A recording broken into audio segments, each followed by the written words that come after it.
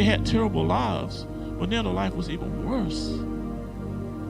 And Moses was angry, went back to God angrily. But if you read what God said to Moses, you know,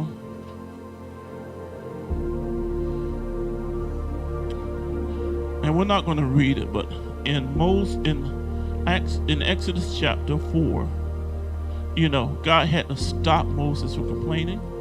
God had to stop Moses from talking. It got to the point, you're going to do what I said. And Moses stopped his complaining and did it. So you have to understand something. Everything that Moses said happened. See, when you're in the presence of God and you're speaking, it's actually going to happen. God had to stop Moses from talking because what he said is actually going to happen.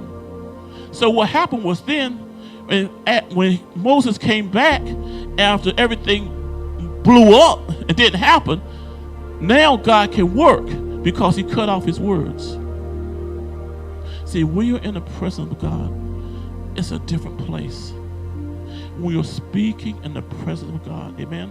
First of all, you can't get into the presence of God unless God, allows it.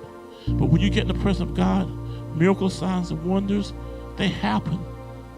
And God had to stop Moses from talking. So, in Exodus chapter 6, God began to speak to Moses again and started talking about his covenant with Abraham, with Isaac, with Jacob. He started talking again, like he said before in Exodus 3 and 4, he started talking again about what he was going to do. Because now all that stuff that Moses said is done, and now he can act out what he said. Do you see that? Now, let's go to the New Testament.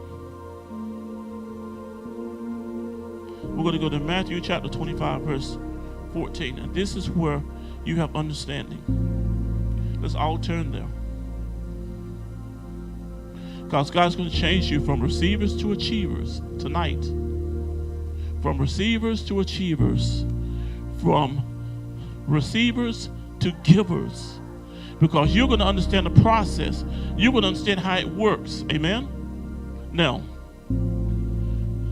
Matthew chapter 25, verse 14, it says, "For the kingdom of heaven is as," so he's showing you how the spirit realm works. Okay?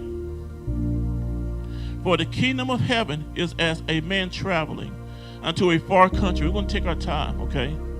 "Who called his own servants and delivered unto them goods." Amen. Have you received a prophetic word? Have you received a word from the Lord? Have you received? Have you experienced his presence? Amen. Are you called by his name? Verse 15.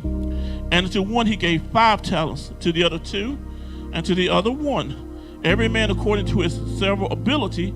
And straightway," meaning immediately, "he took his journey. Then he that had received 5 talents went and traded with the same, and made them other 5 talents.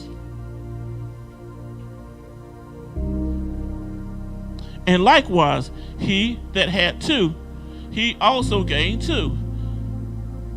But he that received 1 went and digged in the earth and hid his Lord's money. And after a long time, the Lord of those servants cometh and reckoned with them. And so he that had received 5 talents came and brought 5 other talents, saying, Lord, thou deliverest unto me 5 talents. Behold, I have gained besides them 5 talents more. His Lord said unto him, Well done, thou good and faithful servant. Thou hast been faithful over a few things. I will make thee ruler over many things. Enter into the joy of the Lord. He also that had received 2 talents came and said, Lord, thou deliverest unto me 2 talents. Behold, I have gained 2 other talents beside them. And his Lord said unto him, Well done, good and faithful servant. Thou hast been faithful over a few things. I will make thee ruler over many things. Enter into the joy of the Lord. Then he which had received the 1 talent came and said, Lord, I knew thee that thou art a hard man, reaping where thou hast not sown, and gathering where thou hast not strawed.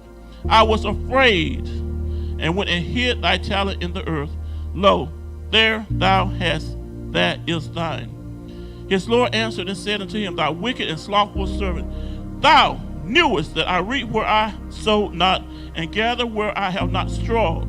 Thou oughtest therefore to have put my money to the exchangers, and then at my coming I should have received thine own with usury.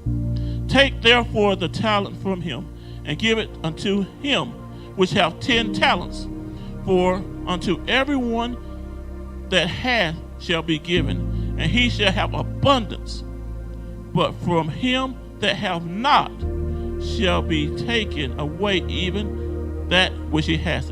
And cast ye the unprofitable servant into outer darkness. There shall be weeping and gnashing of teeth. Amen.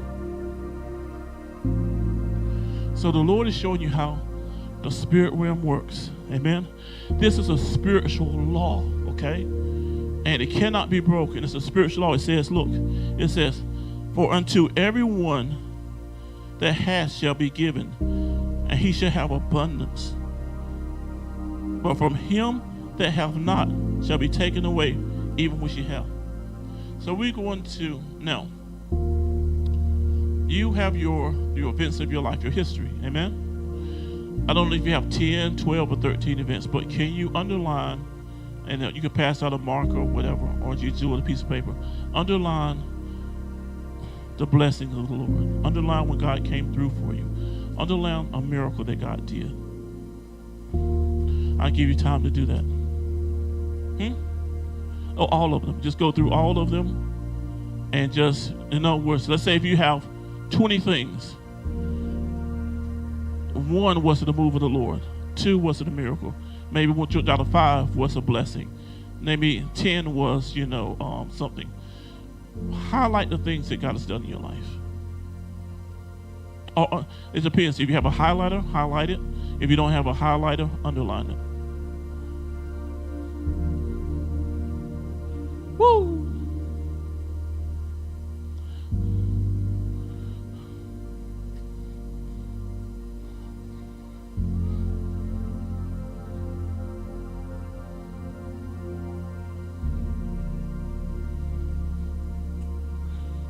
As you're doing that, the Lord woke me up this morning and said, Lord, whoa. I woke up this morning and said, whoa, Lord. I won't share what I said, but whoa. And then the Lord began to talk to me. He began to share with me. I said, wow. I said, wow. Wow. Even my perspective changed. As I believe as great as you could say it was, or maybe you don't, maybe you may not perceive that it was great, but I went to a higher level. And you're going to go to a higher level tonight. You're going to be achievers more than receivers. You're going to be givers more than receivers. Now, has everybody finished?